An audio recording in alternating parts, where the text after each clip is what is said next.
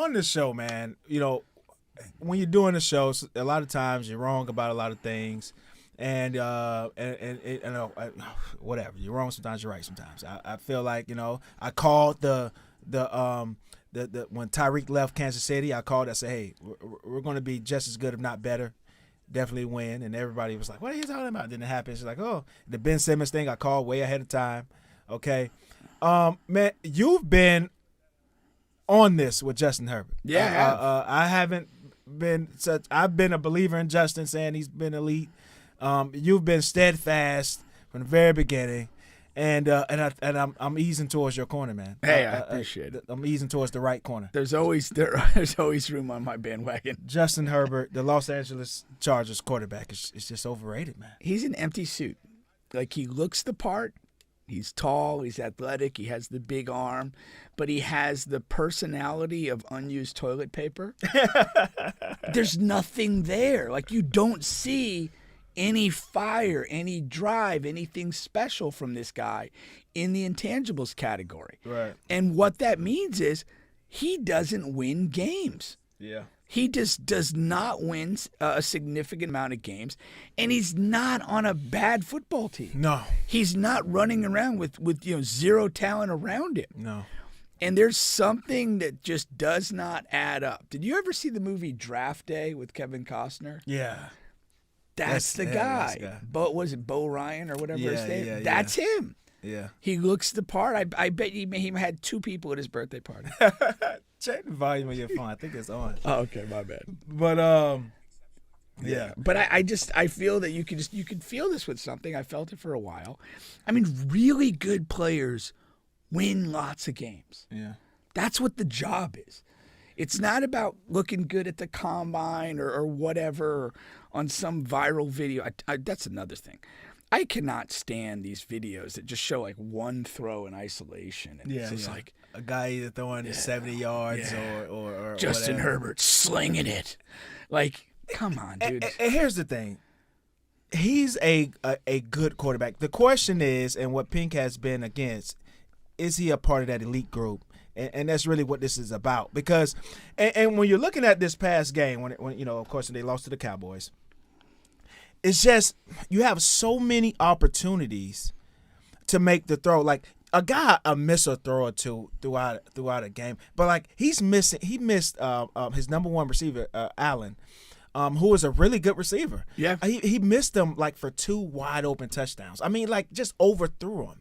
And it's the problem is it's a big game. It's a prime time national game, and those things happen to Justin more times than not.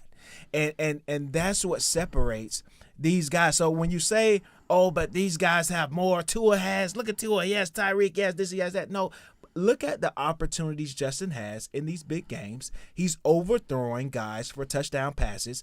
Tua is making that pass to his Tyreek Hill. Like, so Tyreek, if you overthrow Tyreek, you overthrow him, all right? And pretty hard to do. But it's pretty hard to do, but if you do it, you do it. Yeah. And you're overthrowing those guys who are wide open in primetime big games, and that just shows you don't have it, man. He doesn't have what those elite guys have to put him in that group, to put him in that class, man. Yeah. It just doesn't. Well, there's 2 things I want to address. A lot of my Justin Herbert thing is I felt like after his rookie year, there was like this media push to throw him up in the top 5 in the elite category. And I didn't get it. Like, he had a nice rookie year, but let's see what's up. And there was just a rush to push him ahead, which I really resented and pushed back against. And again, this is a guy that hasn't won playoff games. That hasn't done the stuff that quarterbacks are truly measured on. You could go have your 32 touchdown, 4,500 yard passing season, but if you don't win big, like, it's kind of irrelevant. Yeah. And people got to get over that. And like you said, everybody's going to miss a throw or two, but the best guys find a way to be good when they need to be good. 2-minute drill, end of half, you're getting the ball back to start the second half. There's critical possessions that turn games. And like we talked about this last week with the Chiefs, like, their talent's not what it was, particularly on offense a few years ago.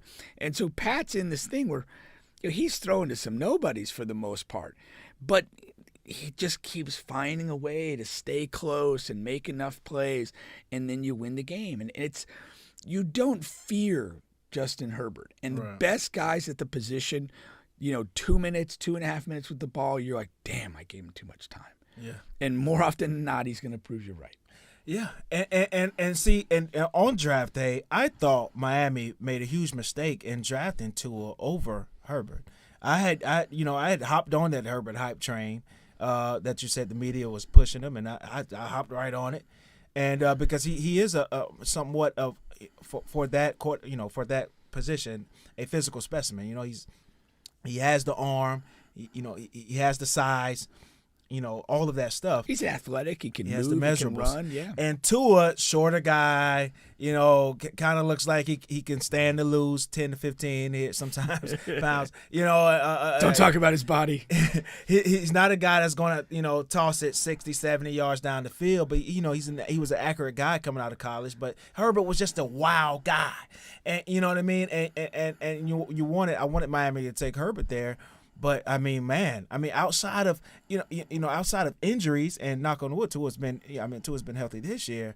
Miami looks like they made the right decision, of course. Yeah. Shout out to their GM. He should be there, and that's why I'm here. And the coaching though too is you can't underestimate that. And there's a lot of criticism, and I'm going to give this to Herbert. There's a lot of criticism of Staley. Yeah. He does not have a lot of fans in football that really think he's a super talented guy. And Mike McDaniel is fantastic. Yeah. He's offbeat, he's weird, but he knows football. And he knows how to infuse people with confidence. Yeah. And that's leadership. And those Dolphin guys, they play with passion, they play with belief in themselves, and that's a huge difference. That they have going there. And this too has where you're drafted is monumental to your overall outcome as a player. But my thing with Herbert as a college guy was he's one of those like local Oregon guys. He never really went to Oregon. He never expanded himself or pushed himself. And I think that's a little bit of a problem. And he was always kind of known as like a quiet guy. And unless you're kind of just real special and just have that real special leadership quality, you can't be a quiet guy. Yeah. You got to have a presence. When you're in a room, even if you're not talking, people got to know you're there. To be a real leader. Now, I wasn't overly impressed by the Cowboys either. They come away to get the win. Definitely needed that win, especially with the upcoming schedule that they have. But the Cowboys, as I said once before on the show, they destroy the bad teams. They kind of split with the average teams, what the Chargers are, and they always get embarrassed and lose the big games. Yeah. And this game was there for Herbert to win. Again, he missed throws he shouldn't have missed, and the Chargers were right there. They should have won that game. But, that's the NFL, right? Shoulda, woulda, coulda every week from week to week. Yeah. And I just don't think the Cowboys won that game. I think the Chargers lost it. I think that's a fair statement. But again, back out the lens a little bit, and you have two of these essentially mid quarterbacks. Yeah. And they're not good. And typically when they're playing among the best guys, they're not the best guy. Yeah. And they lose those battles. And here they kind of just negated each other. It wasn't you didn't watch that game and felt like, oh, this is a really well played football game. Right. Amazing. Just two teams that were kind of mediocre and not particularly well coached, not particularly well quarterbacked, and you got what you got. Exactly. All right. Once again, you guys are on the bench podcast with Bubba and Pink, home of sports, music, and mayhem. We're available on all podcast streaming platforms, including here on YouTube. Please like, share, subscribe, all of that good stuff. Let's go. Let's keep it NFL really quick here. All right. Who's the best 5-1 team? So there are a couple 5-1 teams here. Of course, you have the Miami Dolphins. And that really, unique, crazy, great offense that they have going there. All right. You have my Kansas City Chiefs, who are also 5-1 here. All right. And then you also have the Detroit Lions, who are 5-1. A lot of people are saying that they're actually the best team in the league. And then, of course, you have the 49ers. All right. So that's, and the Eagles. And the Eagles. The two teams that fell from the undefeated ranks, both in disappointing fashion. Yeah. the You saying the Eagles. 49ers and Eagles? Yeah, the Eagles lose to the Jets, and Jalen Hurts was bad, really bad. And then the 49ers are in a dogfight with Cleveland, and they miss a makeable field goal and lose there. So we lose all the undefeated teams. And 5 teams that are 5-1, like how do you manage this? Like, what are you looking at? Are you saying, well, whose loss was worse, or who do I trust most? I tend to look at things as like, who do I really trust the most? And if a game's played tomorrow, who do I think can win it? And to me, I still like the Chiefs because I like Pat that much.